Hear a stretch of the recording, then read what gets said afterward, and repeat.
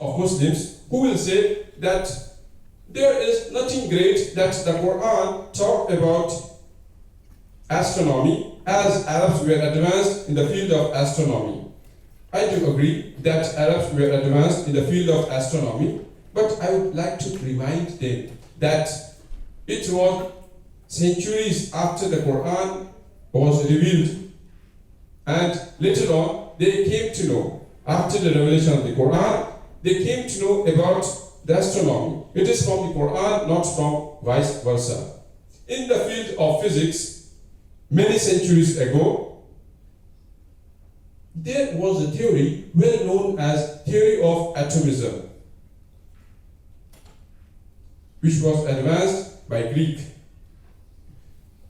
A man particularly lived, his name was Democritus, who lived 23 centuries ago. And Democritus and the people who came after him assumed that the atom is the smallest particle of matter. The Arabic word used in the Quran is zarra. Even the Arabs, they also believed that the atom is the smallest particle of matter and nothing can be divided further. Now, after science has advanced, we have come to know that the atom is the smallest particle of matter, having the same characteristics of elements, but even atoms too can be divided. Does it mean that the Quran is outdated? Let us examine. It is mentioned in the glorious Quran in Surah Sabah, chapter number 34, verse number 3, as well as it is mentioned in Surah Yunus, chapter number 10, verse number 38. The unbelievers say, never to us will come the hour. That means the judgment day. Allah subhanahu wa ta'ala says, most surely by my Lord it will come upon you, by him who knows the unseen, from whom is not hidden the least little atom in the heavens or on the earth. Nor is there anything greater than that, nor less than that. That means nothing can be smaller than atom, nor greater than atom. It is in record perspicuous. Allah subhanahu wa ta'ala says that he knows the unseen. Even the minutest details is in his record. And even the things smaller than atom or greater than atom is in his record. Imagine the glorious Quran, which was revealed 1400 years ago, which we have come to know recently. In the field of hydrology, water cycle, which we have learned in school, that the water evaporates, it condenses, it forms clouds, and then water falls. And then it returns back to the oceans, and thus water cycle is completed. This was first described by Sir Bernard Palissy in 1580. In the 7th century BC, Thales of Miletus says that it was the surface speed of the oceans which was picked up by the winds. It fell into the interior as rain. People did not know how rain fall. People did not know from where underground water come. Even at the time of Plato, people believed that means the water evaporates from the oceans, they are thrust into the interior, and then water falls. And then they returns back into the oceans or great abyss. This connecting to the oceans has been named as Tartarus since Plato's time. Even in the 17th century, people believed in Descartes' theory. Even the great thinkers like Descartes believed in this theory. Imagine. In the 19th century, people believed in Aristotle's theory. According to Aristotle's theory, water from the soil condensed in the cool mountains, caverns, and from underground water that fed springs. So it is the rain that enters into the cracks. And it is mentioned in the glorious Quran, in Surah Zumar, chapter 31, 39, verse number 24, that seest thou not that Allah sends the winds from the sky and moves the clouds gently. That means He sends the rain from the sky and leads it to the springs and causes to grow, producing of varying colors on the fields which you see. Similarly, Allah subhanahu wa ta'ala says in the glorious Quran in Surah Rum, chapter 30, verse number 28, that it is Allah subhanahu wa ta'ala who sends down rain from the sky and gives life to the earth which was dead. Verily, in that are signs for those who are wise. Allah says in the glorious Quran in Surah Al-Mu'minun, chapter 24, verse number 13, that it is Allah subhanahu wa ta'ala who sends water from the sky according to due measure and soaks it into the soil, and He has the power to drain it off. Allah subhanahu wa ta'ala says in Surah Hijr, chapter 15, verse number 22, وَأَرْسَلْنَا الرِّيَاحَ لَوَاقِيَ فَأَنزَلْنَا مِنَ السَّمَاءِ. He sends the fecundating winds. He causes the rain to descend from the sky. The Arabic word lawaki is the plural of laki from lakaha, which means to fecundate or to impregnate. Allah subhanahu wa ta'ala says that He sends winds and then it impregnates and then water falls from the sky. Today science says that once pollen picked up by the winds impregnates the clouds, another type is wind pushes the clouds, join them together, and condensation, then condensed, and then water falls from the sky. And this is mentioned in the glorious Quran in Surah Nur, chapter 24, verse number 43.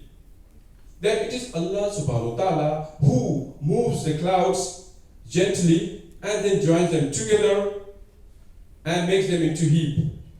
It is mentioned in the glorious Quran in Surah Tariq, chapter 96, verse number 11. That with it He returned, with the power He returned it in its round, which means by the capacity to return. And we know that the heavens or the sky, besides protecting the earth from the harmful radiations, it also reflects or returns back all the harmful radiation back into the space. In the same way, it also returns water vapors back to the earth, which is already mentioned in the glorious Quran. In the field of geology, today scientists say that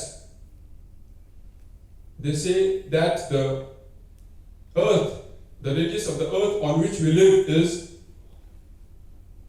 3,953 miles, and as we keep on going superficially, it keeps on getting cooler. And the surface of the crust is of 1% of the radius of the earth. And the deeper layers are hot and fluid. The life cannot be sustained. There is no possibility of life inside the earth crust.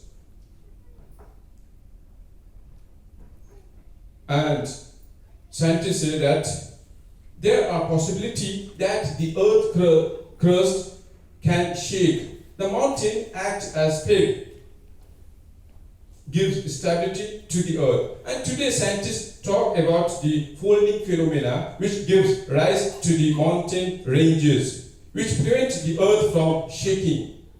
Allah subhanahu wa ta'ala says in the glorious Quran, in Surah Saba, chapter 78, verse number 5 and 6, أَلَمْ نَجْعَلِ الْأَرْضَ مِهَادًا وَالْجِبَالَ أَوْتَادًا. We have made the earth as a wide expanse, and the mountains as pegs. The Arabic word awtad means to stake or to hold it, and which is driven deep into the ground, like anchor of a tent. The smaller portion is above the ground and the major portion is inside the ground. And today's science also says that the mountains have got deep roots. We can only observe a smaller portion above the ground like iceberg. If you have seen an iceberg, a very small portion is above the ground. The major portion is under water.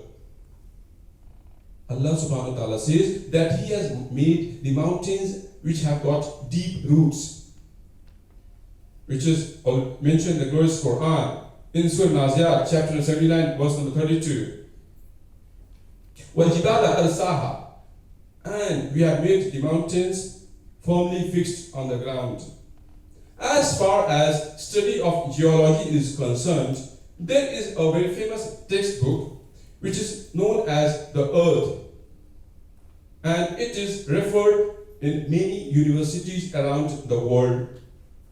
One of the authors of this textbook, his name is Frank Press, who was the president of the Academy of Sciences in USA, and he was the former science advisor to Jimmy Carter, USA President Jimmy Carter.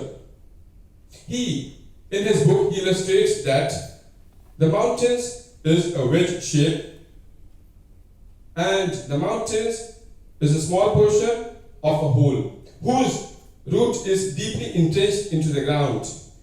And according to him, mountains play a very vital, important role in giving stability to the earth. Imagine Allah subhanahu wa ta'ala says in the glorious Quran, in the Quran, 1400 years ago, which we have come to know recently.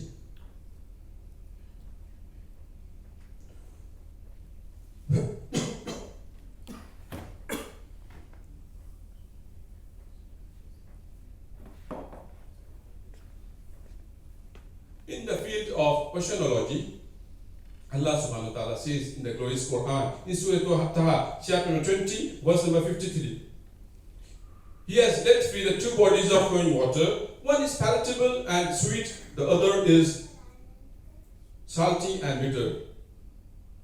And just now, half an hour back, you have heard the recitation by a student of Wisdom School. He was reciting Surah Rahman, and Allah subhanahu wa ta'ala says in the glorious Quran in Surah Rahman, chapter 55, verses 19 and 20, مَرَجَ الْبَحْرَيْنِ يَلْتَقِيَانِ بَيْنَهُمَا بَرْزَخٌ لَا يَبْغِيَانِ.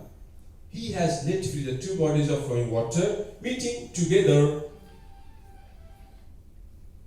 Between them there is a barrier which they do not transgress. The Arabic word barzakh means partition or barrier. This is not a physical barrier. The other Arabic word barzakh is also used, but it is used to describe the interim life between the death and the resurrection day. The Arabic word maraja literally means meeting and mixing with each other. Previously, commentators of the Quran were unable to understand the two meanings of the two bodies of water. That means meeting together and mixing with each other, but they do not meet with each other. They did not understand this meaning. But now, after science has advanced, we are in a better position to understand this verse.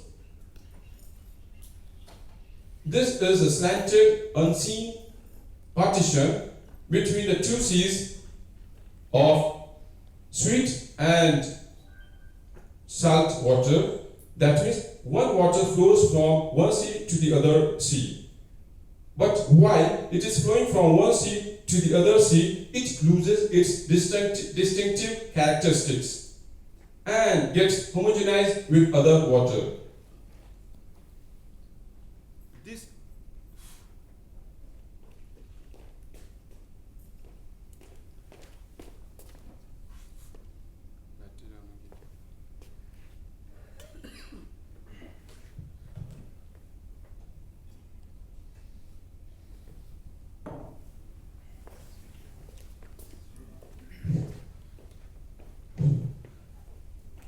This homogenizing area in Arabic is called barzakh. And this Quranic verse was shown to Professor William Hay, who was a great scientist, that is, was a marine scientist, and he says that, which we have come to know recently, it is already mentioned in the glorious Quran. It is already mentioned in the glorious Quran.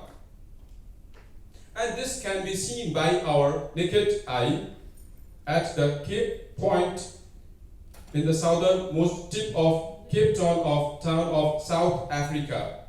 Another example is in Egypt, where river Nile flows into the Mediterranean Sea. And the best example is in Gulf Stream. It flows for thousands of miles. It starts from Gulf of Mexico. It flows towards east of North America, and then it goes straight, and then it goes towards west coast of Europe. If you have an opportunity to travel to Gulf Stream and you take a bucket of water from one side, right side, another bucket of water from the left side, the two water has got distinctive qualities. And even they differ in temperature.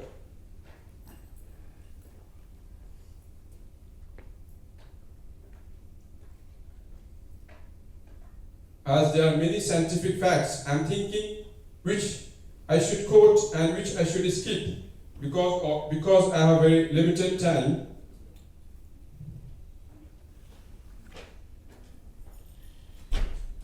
Allah says in the glorious Quran, Surah Anam, chapter number 6, verse number 68, that all the animals and insects, they live in communities. What does it mean?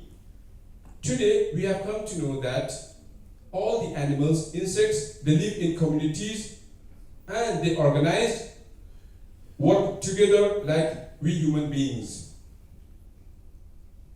And if you will read in the glorious Quran, in Surah Nahl, chapter number 16, verse number 68 and 69, and thy Lord taught the bee to build its cells in houses, hills, and in men's habitations, and eat of all that the earth produce, and find with the skills the spacious path to thy Lord. Recently, a few decades ago, a scientist by the name of Carl von Risch received the Nobel Prize for his research on describing the behavior and communication of bees. The bees, after finding a new garden or flower from which it has to gather nectar, the bees goes to his fellow bees and inform about the location and map how to get over that area by its movement of wings, which is called bee dance. This movement of wings, the meanings of this movement of wings, which are intended to inform his fellow bees, which we have come to know recently by scientific method, by advanced photography and other methods. Allah subhanahu wa ta'ala says in the glorious Quran, He taught the bee to find its spacious path. People thought in the past that the male bee is a worker or soldier bee. But now we have come to know that it is not male bee, it is female bee who is worker or soldier bee. And the glorious Quran says that the bee, it goes out to find food, gathers food, and the Arabic word used is fasluki and kuli to define that it is female bee, not male bee. No wonder in Shakespeare, play Henry IV, some characters are described as male B, where male B goes to the king, report to the king. They are accountable to king, not to the queen. Even the people at that time, they thought that it is the female male bee, not the female bee. But the Quran says it is not male, it is female bee. And they do not report to the king, but they report to the queen. Imagine the glorious Quran talk specifically about the gender of the bee.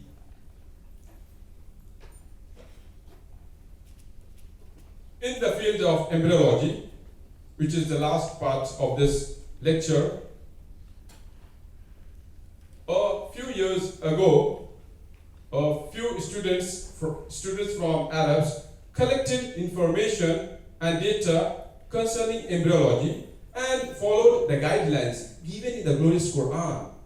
In Surah Furqan, chapter 25, verse number 59, as well as it is mentioned in Surah Anbiya, chapter 21, verse number 7. فَاسْأَلُوا أَهْلَ ذِكْرِ إِن كُنتُمْ لَا تَعْلَمُونَ. If you don't know, ask from the experts. Even if he is a Hindu, even if he is a non-Muslim. If you don't know about the Quran, ask from the scholars, from the ulama.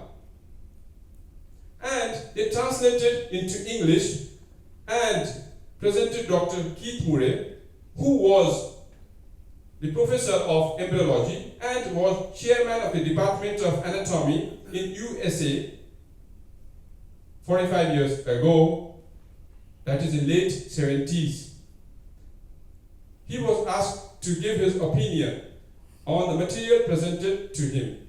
After carefully examining it, he said that all the information and data concerning embryology is in perfect conformity and there is in no way conflict with each other. He added, however, there is a couple of verses on whose scientific accuracy he could not say whether they are right or wrong, because he himself was unaware of it, as there was no mention in the glorious Quran. And Allah says in the glorious Quran, in Surah Iqra, chapter 96, verse number 1 to 2, Iqra bismi rabbika allazi khalaq, khalaqal insana min alaq. Proclaim in the name of thy Lord, who created from congealed clot of blood. The Arabic word alaka, besides meaning congealed clot of blood, it also means leech-like substance. Dr. Keith Murray did not understand how initial embryo looks like. Embryo is the study of the development of human being. That is the initial development of human being in the womb of the mother. Dr. Keith Murray went to his laboratory and observed. He was astonished at the striking resemblance between the two.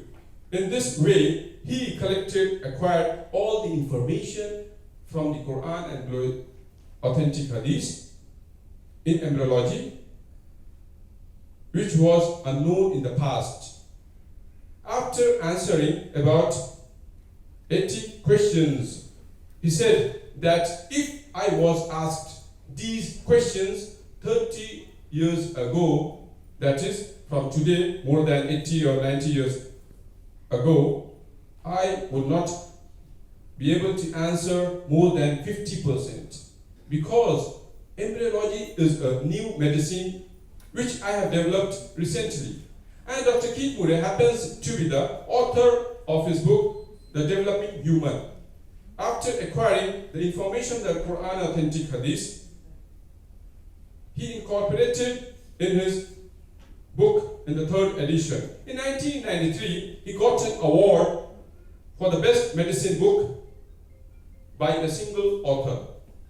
And this book has been translated in major languages of the world, which is referred in many universities in the first year of MBBS.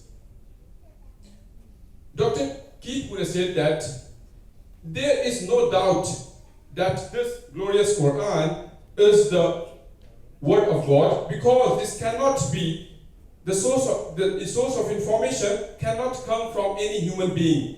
Surely it is the word of God, and Prophet Muhammad, peace be upon him, is the last and the final messenger of Allah subhanahu wa ta'ala, Almighty God. Imagine, Christian is scientist, he is saying this.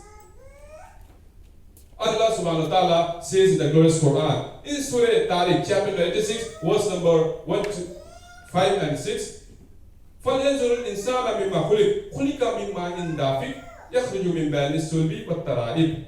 Now, let man think from what he is created. He is created from a drop emitted, proceeding from between the backbone and the 11th and 12th ribs. What does the Quran mean by saying that we have created human being from a drop emitted, proceeding from between the backbone and the 11th and 12th ribs? Today, science, after the advancement of science, we have come to know that genital organs of the human beings in the embryonic stage, that is when the child is in the womb of the mother, it develops close to the kidney, that is in the space between the backbone and the 11th and 12th ribs. In male, the gametes, the male gonads are testicles, and in the case of female, the female gonads are ovaries. Later on, in embryonic stage, the gonads, it descends. Even after descending in adult life, these gonads, genital organs, receive blood nerve supply from the space between the backbone and the 11th and 12th ribs, and the blood supply from the same space between the abdominal aorta and the 11th and 12th ribs. And the venous return and the lymphatic drainage goes into the same space between the backbone and the 11th and 12th ribs. The glorious Quran mentioned in no less than 11 different places that we have created human beings from nutfa, minute quantity of liquid, or a tickle of liquid, which remains after emptying a bucket of water. Bucket or a cup. It is mentioned in Surah Hajj, chapter 22, verse number 5. It is mentioned in Surah Al-Mu'minun, chapter 23, verse number 13. It is mentioned in Surah Nahl, chapter 16, verse number 4. It is mentioned in Surah Kahf, chapter 18, verse number 37. It is mentioned in Surah Furqan, chapter 25, verse number 58 to 59. It is also mentioned in Surah Fatir, chapter 25, verse number 5. It is mentioned in Surah Yasin, chapter 36, verse number 77. It is mentioned in Surah Ghafir, chapter 40, verse number 67. It is mentioned in Surah Najm, chapter 53, verse number 46. It is mentioned in Surah Qiyamah, chapter 75, verse number 37. It is mentioned in Surah Insan, chapter 76, verse number 2. And it is mentioned in Surah Abasa, chapter 80, verse number 19. Allah subhanahu wa ta'ala has given in details about the description of embryology in the glorious Quran. And Dr. Keith Moore, he corrected the terminology, the terms, after referring to the Quran authentic hadith. He says the terms which has been used in the glorious Quran is the best which no one can describe better than Almighty God, Allah subhanahu wa ta'ala. Allah subhanahu wa ta'ala says in the glorious Quran in Surah Sajda, chapter 32, verse number 8,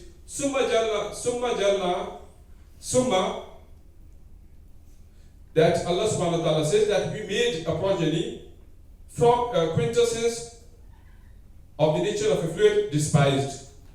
The Arabic word sulala is used, which means quintessence or the best part of the whole.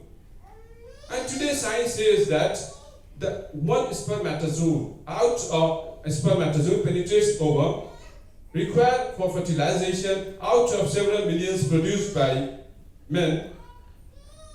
This one spermatozoon is called sulala, the best part of the whole. The Arabic word sulala is also which means the extraction from a fluid. In the case of female, one ovum is required for fertilization out of thousands produced by female, and this one ovum is called sulala. Allah subhanahu wa ta'ala says in the glorious Quran, as the time does not permit me, so I'll talk about genetics. In the field of genetics, the nature of the sperm is responsible for the determination of the sex of the child. Today, science says that 23rd pair of chromosomes in human beings determines the sex of the child. If it is if X takes part in fertilization, then female is born. If Y takes part in fertilization, then male is born. And this is mentioned in the glorious Quran. In Surah Najm, chapter 53, verse 45 and 46.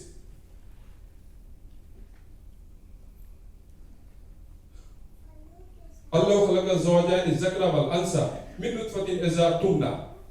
Allah subhanahu wa ta'ala says that we are created from nutfa, which is ejaculated. The Arabic word used for nutfa is minute quantity of liquid, and tumna means planted or ejaculated.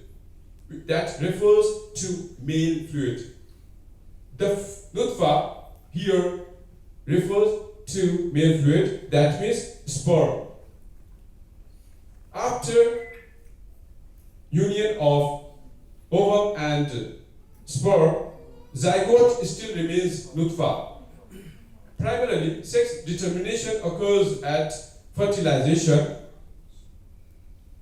It depends upon the type of chromosomes in sperm after the union of ovum and sperm.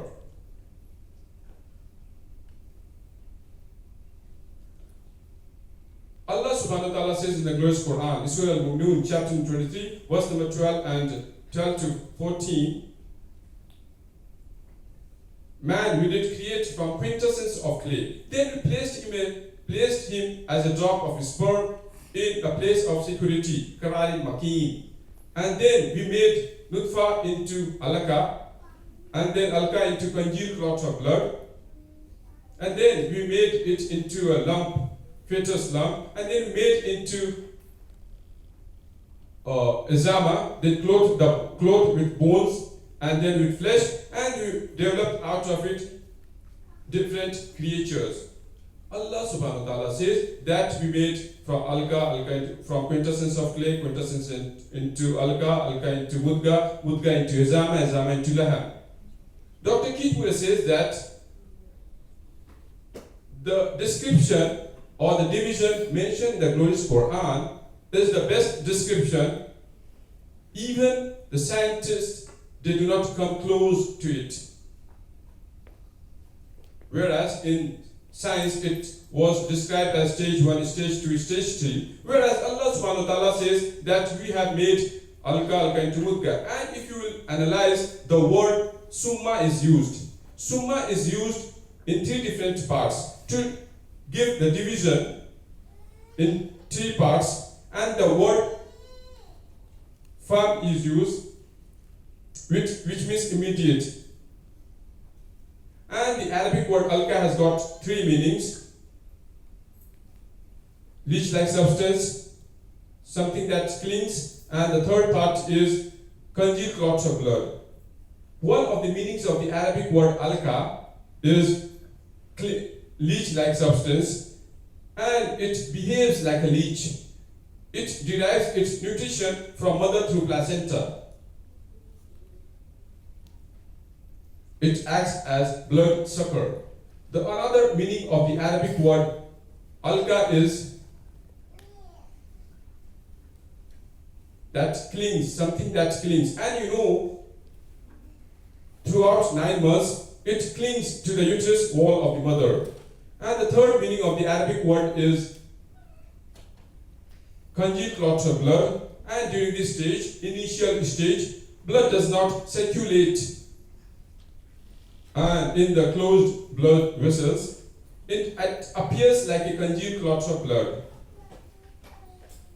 So the Quran says that alga into mudga, azama, that means bones, and then bones into flesh. Then Allah says, then we developed out of it different creature. What does the Quran mean by saying that we created into different creature? The Arabic word ansha is used, which means distinct features. And today science says that till here, alga, mudga, izama, the development of human beings in the stage of embryo is similar to fish or birds. But after this, Allah says, ansha, we developed out of it another creature. That means after that, limbs and other things grows, which differ from other animals. Imagine, Allah subhanahu wa ta'ala says in the glorious Quran, which we have come to know recently. I will end my talk by giving last example, which is mentioned in Surah Hajj, chapter 22, verse number 5, that we have created out of sperm, then out of dust, then out of congealed clots of blood, then morsel of flesh, partially formed and partially unformed. This Quranic verse was shown to Professor Marshall Johnson, who was the professor at Daniel Institute at Jefferson University in California. And if a incision is made into the internal organs and dissect the internal parts during embryonic stage, some are formed and some are unformed. Dr. Marshall Johnson said that if he describes this stage as complete creation, it is wrong, because some part is still unformed. But if he describes it as incomplete creation, it is also wrong, because some part is also formed. So, no description is better than the description given in the glorious Quran. Partly formed and partly unformed. Partly, that is differentiated and differentiated. Imagine, Allah subhanahu wa ta'ala says in the glorious Quran. I would like to give one last example of Professor Tagra Sen, who was the head of Department of Anatomy at Chiang Mai University in Thailand, and he was doing a large amount of research. He spent a lot of time on doing research on pain receptors. When the Arabic word Surah Nisa chapter 4 verse 56 was shown to him, and in the past scientists believed that the pain receptors that is receive feeling of pain comes from the brain, not from the skin. And when it was shown to Professor Tagra Sen, Tejasin,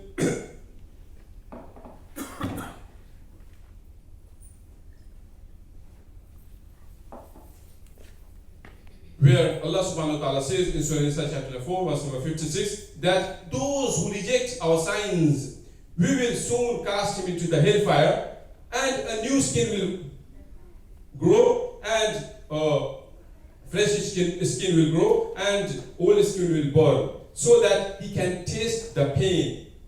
Tagra said that it is impossible that this comes from any human being. It is impossible. Later on, after doing research, he accepted this Quran to be the word of God, and at the 8th medical conference in Saudi Arabia, he accepted by saying that La ilaha illallah Muhammadur Rasulullah. There is none but Allah, and Prophet Muhammad, peace be upon him, is the last and the final messenger of Allah subhanahu wa ta'ala, Almighty God. With this, I would like to end my talk. وآخر دعوانا الحمد لله رب العالمين. السلام عليكم ورحمة الله وبركاته. Thank you very much, Brother Manjar, for such a wonderful talk with references from holy books. Now we will move to our next and final session, that is question and answer session. Brother Asad Noor, please get a mic from Mr. Shadab and bring to the audience. To drive more presence here today in limited time available. We would like to following guidelines or value to be observed during the question answer session. In the interest of getting a proper and clean answer from the speaker, kindly state your name and profession before putting forth your question. Question asked should be on the topic only. Mic have been provided for the question from the audience. Please bring mic.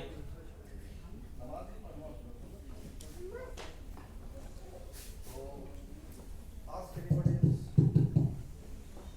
You can ask question, doesn't matter from brother side or sister side.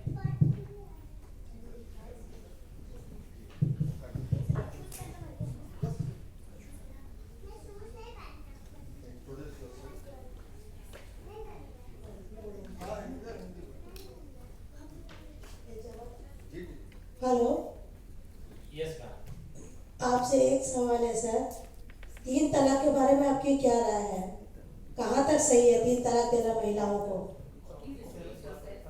Ma'am, it was. मैं Sangeeta Sharma, social worker और politician. Ma'am, it was mentioned there. I spoken earlier. Just question will be take only to the topic. It's not related to the topic. If you want to get the answer. I really apologize because moderator didn't mention the rules. कृपा करके माँ हिंदी में जी sorry जवाब दीजिए। जी असल में गलती हो गई। जो एंकर थे इन्होंने रूल्स रेगुलेशन नहीं बताया। असल में जो क्वेश्चन है टॉपिक पे लेना है, लेकिन इसका चांस रहेगा क्योंकि शायद 2 महीना पहले ओपन डायलॉग होने वाला जिसमें मुझे अगर बुलाया गया तो जिसपे मैं modern society problems in modern era जो अभी चल रहा है उस पर बात करेंगे, जिसमें आप ये सवाल पूछ सकते हैं। अभी आप प्लीज टॉपिक पे पूछिएगा तो अच्छा रहेगा। सॉरी मैं महिला हूँ, महिला के बारे में पूछूंगी, मेरा कोई क्वेश्चन नहीं है आपसे। अच्छा, इंशाल्लाह 2 महीने के बाद अगर होगा तो आप उस वक्त इस तरह का सवाल पूछ सकते हैं। Any other question from rules? I have mentioned already.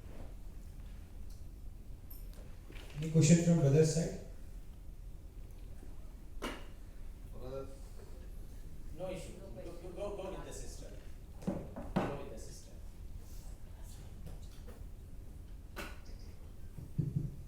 Assalamu alaikum wa rahmatullahi wa barakatuh. Greetings to everyone. Thank you, sir, for the very informative lecture that we had today. My question is that with the theme that you spoke about today, that there are certain scientific facts that are mentioned in the Quran that later on were proved by the scientists and the modern scientists. But what about the facts, especially the miracles that are mentioned in the Quran, to which none of the modern scientists will agree? For instance, the physical splitting of the moon that is talked about, none of the modern scientists will agree with that. So on that aspect, how is Quran compatible with modern science?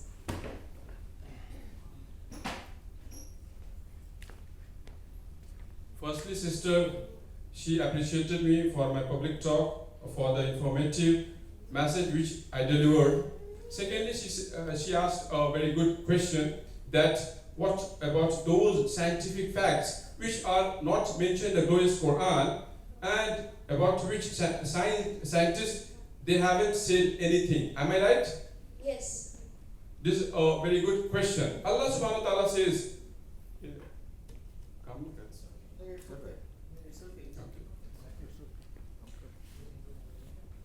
scientists say that there are possibilities that there are other Earth besides our Earth planet, and no wonder they are sending spaceships and rockets to find out, that is to nearby planets, to know whether there are any life or not.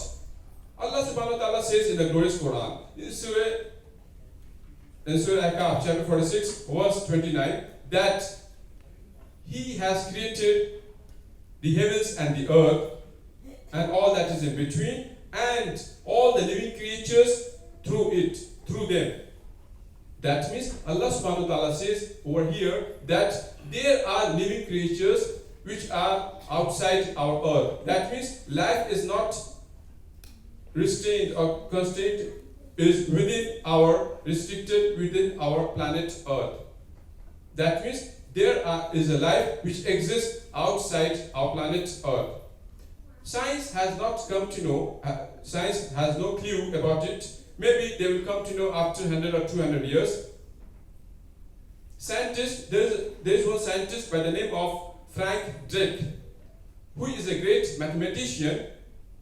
He uses a probability theorem.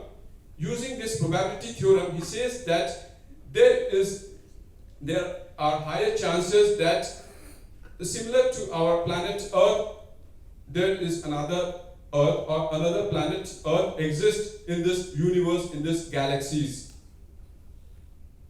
And Allah says in the glorious Quran, in Surah Talaq chapter 65 verse 12, that we have made 7 firmaments and all of the earth of a similar number. Many scientists have given the predictions and hypotheses that there are many signs, major signs which they have given. When there will be end of this universe, there are certain points which have been given by scientists. Number 1, the mountains will collapse, and then there will be excessive heat, and the oceans will dry, and the mountains and rocks will become smooth. Some scientists say that the sun will increase in size, thereby vanishing the existence of life on this earth. Some scientists say that the sun will shrink, thereby vanishing the life on the face of this earth. And some scientists say that our planet will come to an end by entering into the black hole. And many scientists who have given the hypothesis or some points on the facts, it is in perfect conformity with the glorious Quran. And Allah subhanahu wa ta'ala says in the glorious Quran, in one of the verse, that one day we will roll like a scroll of a book. That means we will roll the heavens like the scroll of a book, and we will change the face of the earth, and we will make it into a different face, different earth, and then we will call all the loins of Adams for the accountability that I have sent all the human beings on the face of this earth for some purpose, and they will be accountable on that day, that is on the day of judgment. And it is mentioned in great details that on that day, and it is mentioned in the glorious Quran in Surah Qiyamah, chapter 75, verse number 1 to 2. وَخَسَفَ الْقَمَرِ, that means the moon are buried in darkness. وَجُمِيَ الشَّمْسُ وَالْقَمَرِ, and the sun and the moon are joined together. It is mentioned in Surah Takwir, chapter 81, verse number 1, 2, 3, 4, and 5, that the sun will vanish, that means it will lose its light, and then the stars will fall, losing its luster, and then the mountains will collapse, and the oceans will boil with swell. It is also mentioned in Surah Fatir, in Fitar, chapter 22, verse number 1 to 3, that the sky will cleft asunder, and then the stars will be scattered, and the oceans will boil. So Allah subhanahu wa ta'ala says that He will create a new creation, and He will replace, and He is able to, as He is able to create the first creation, so He shall produce a new creation, which will be different from us. And it is impossible to imagine the new creation, new world. That is why Allah subhanahu wa ta'ala says in the glorious Quran, that means He uses symbols and metaphors to explain the things which will be in the hereafter, which we will be get in paradise if the person will pass the test, that is the day of judgment. I hope that I have answered your question. Thank you, sir. Any other question from brother side? Let's take one question from brother side.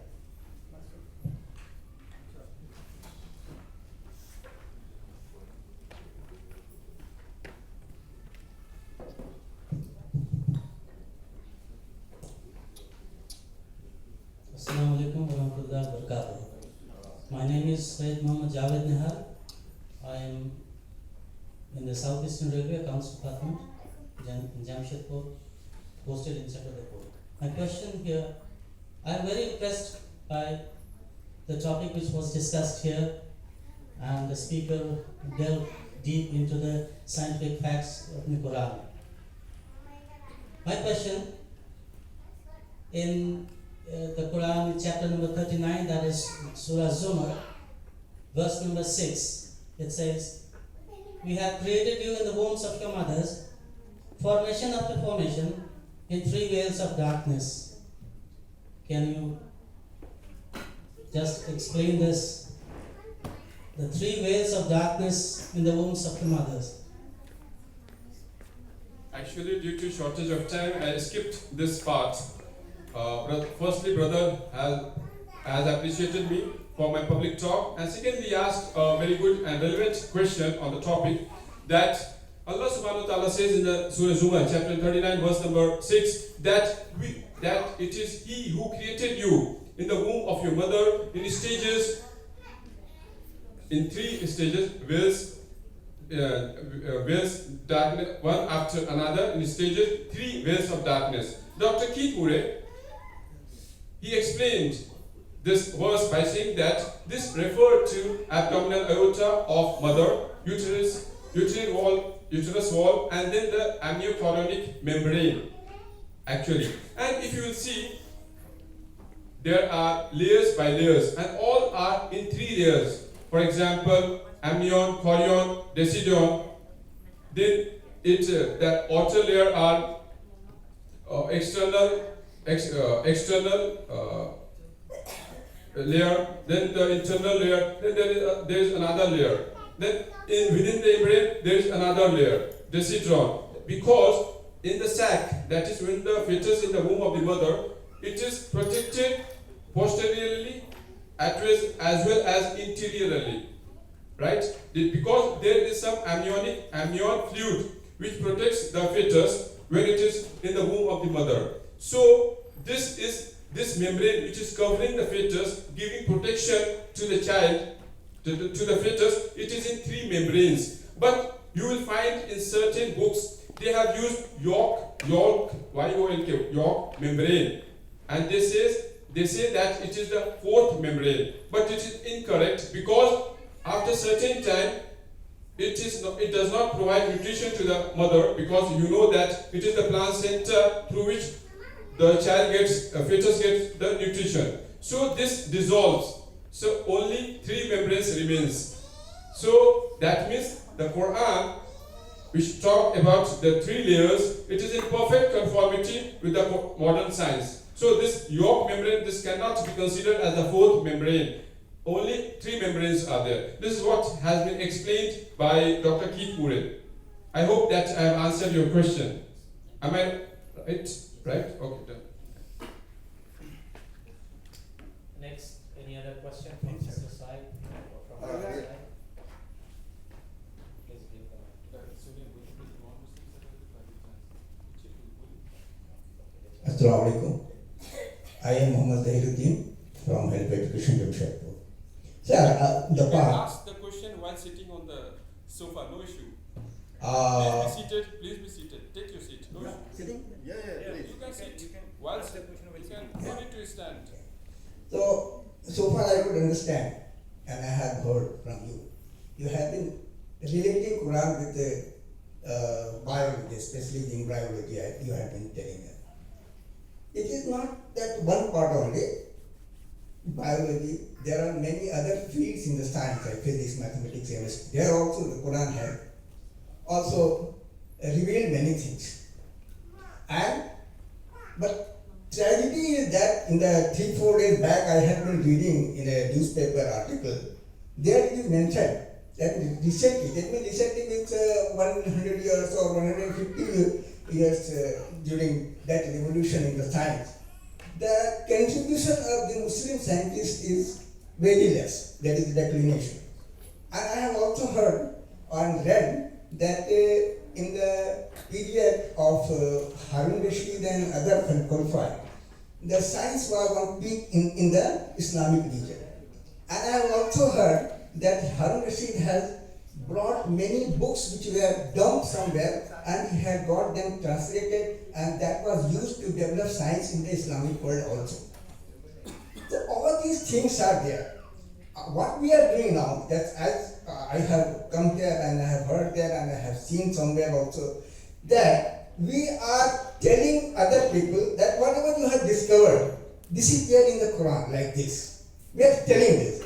But why it is not that we are understanding the Quran and we are discovering something, why the discovery is not from our side, where we are falling behind the other, and where is the root cause, where are the scope for development in the root area? Because this seminar and other things are there. Okay, these are also working there. And this will also instigate, rather motivate the people to go for science. I understand it. But to develop the sense of science with Quran in the back will push us in the line. Because if we go by number, we will find that in the scientific field or in the development of science, we are lagging behind. Do you have any plan that this sense of understanding science and coming out with the discoveries and other things will develop by that method?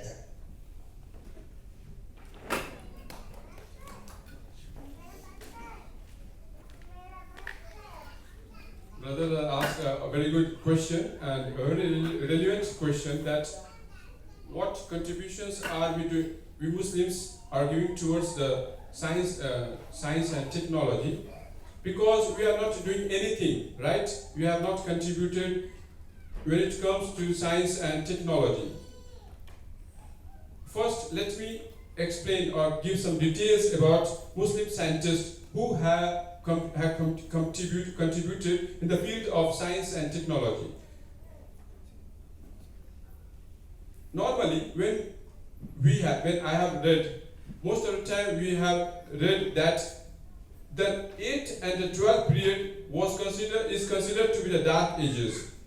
But it was, as the media is the hand of the Westerners, they always portray it as though Muslims have not contributed anything in the field of science and technology. But it was dark ages for Europeans, not for the whole world. Because if you will go through it, you will find that Arabs and the Muslims, they were very advanced at that time. And if you will see, and because science is advanced, because of these discoveries or inventions which were done during the 8th and 12th period. With the limited resources, with limited facilities, they have done incredible and unbelievable contribution in the field of science and technology. For example, Ibn Nafis, who was born in 1210 CE and died in 1298 CE, he discovered blood circulation. And however, the credit was given to William Harvey, who made it famous to the world.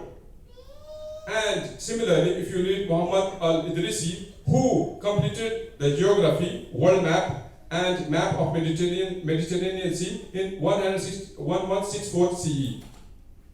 Muslims drew the map, keeping the north side down and the south side up. But the Western cartographers, they came and they turned upside down. Alhamdulillah, Kaaba is still the center of the Then, another contribution made by the Al-Khwarizmi, who, that means the zero was learned from the Indians and it made its way to the Middle East. And Khwarizmi, in 773 CE, he explained, and he was the first person to solve the algebraic equation, that how a zero function in algebraic equation, and he synthesized this equation. And in the by 9th century, it was proclaimed. The people came to know that it is the Arabic numerals. Similarly, if you know Tusi, he was a great, he proved Pythagoras theorem in 13th century. Similarly, for example, Al-Kindi, he wrote 200 works. His works are around 200 on mathematics, geometry, and logic. And Descartes, Galileo, and Newton, he said that that the physical phenomena has got absolute, it has got no relativity. But Kindi said that they are relative. And later on, Newton said that Newton propounded the theory of relativity. Similarly, many contributions have been done by Muslim scientists in the field of medicine. For example, if you will read Muhammad Zakaria al-Rizvi, he works 200, he was called as polymath. That means he knew astronomy, philosophy, physician, and he wrote around 200 books, and he also was the first person to explain measles and other chicken pox, and he was the first person to write a book on children's disease, and he invented mercury ointment. Similarly, if you read another scientist, he is also a great scientist, he propounded and he wrote around 200 books on theory and the practice of medicine. Similarly, he also told about the bronchotomy for the first time. Similarly, there are other scientists who has done tremendous work in this field. Now the question comes that why we are behind in the field of science and technology. The reason is that we Muslims are away from the Quran and the authentic hadith. Science is not the yardstick. Quran is the yardstick. Science, we are using scientific facts or proofs to tell our non-Muslim brothers that, see, it is mentioned in the glorious Quran. Who can say all these things? None other than Allah subhanahu wa ta'ala. Scientific facts are not for our yardstick. This is just to show other people and to ponder, because Allah says in the glorious Quran, Surah Fussilat chapter 41, verse number 33, "Sanurihim ayatina fil afaqi wa fi anfusihim hatta yatabayyana." Soon shall we show our sign in the horizon until it is manifest to them. That means Allah subhanahu wa ta'ala says that I will show our signs in the horizons. The reason is that we Muslims are backward because we are away from the Quran and authentic hadith. And they were advanced because they were close to the Quran and authentic hadith. They have done tremendous work. Very close, the age was very close to the Prophet Muhammad, peace be upon him. If you will come to the Quran authentic hadith, then the help of Allah will come. Because Allah says in the glorious Quran, in Surah Al-Imran, chapter 3, verse number 160, if Allah helps you, none can forsake you.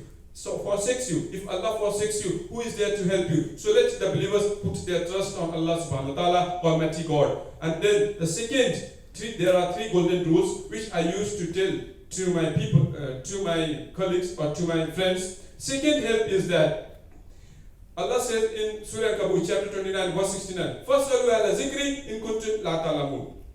21 verse 7, that if you don't know, ask for the person who is knowledgeable. And the third person is, if you will strive and do jihad in the path of Allah, then you will get success. Jihad means fi sabilillah, means I am doing jihad by preaching, conveying the message of Quran. Many people, many have the misconceptions that jihad means to go and fight with other people. It doesn't mean. Allah says in the glorious Quran, in Furqan chapter 25 verse 52, وَجِهَادٌ فِي كَبِيرًا. Do the jihad with the Quran. Can we do jihad with the Quran? No. Jihad means convey the message of Allah subhanahu wa ta'ala to our non-Muslim brothers, because they are also our brothers. We are from one single parents, Adam and Eve. They are also our brother. We have the blood relations with our non-Muslims. Whether they are Hindu, whether they are Christians, whether they are Jews, they are brothers. We should convey it as a brother. But we should not mock or I mean, we should not mock at other religion, because Allah says in the glorious Quran, Surah An-Nam, chapter 6, verse 108, that we should not revile any other their religion, because in ignorance they will also revile or mock at Allah subhanahu wa ta'ala, Almighty God. We should convey in a good and better way. If we'll do this job, we'll do the dawah, that is the obligation on every Muslim.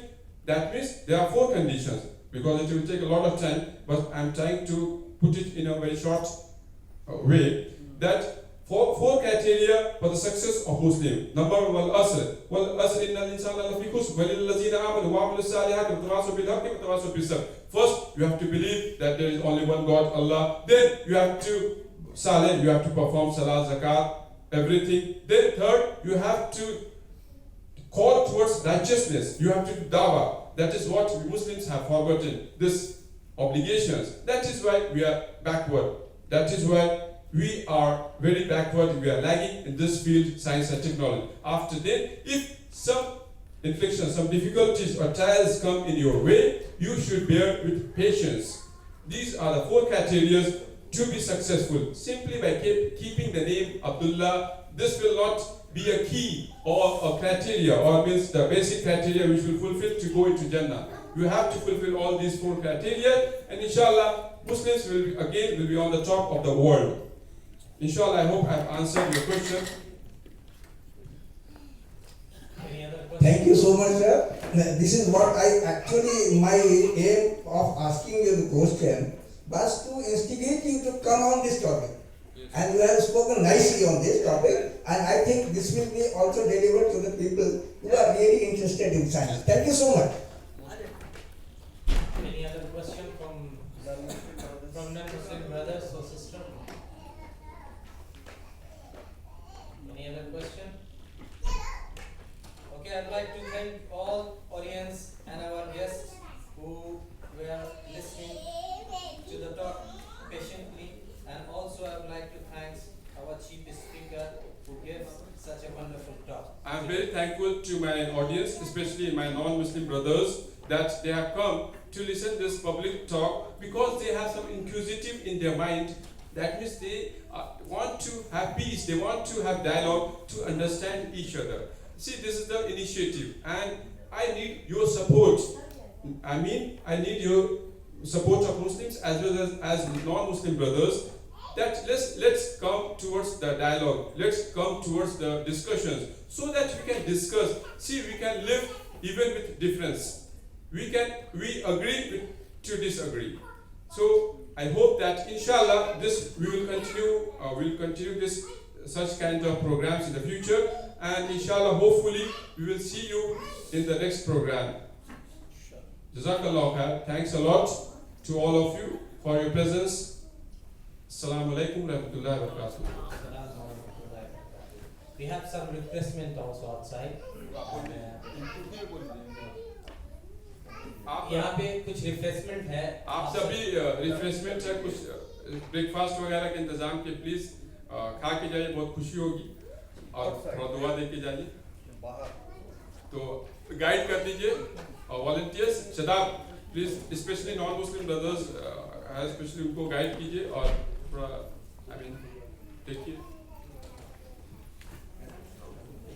Actually हम लोग यहाँ पे सर्व करना चाहते थे, लेकिन auditorium का rules है, वहाँ पे इवन के ड्रिंकिंग वाटर भी अलाउ नहीं कर, इसलिए और से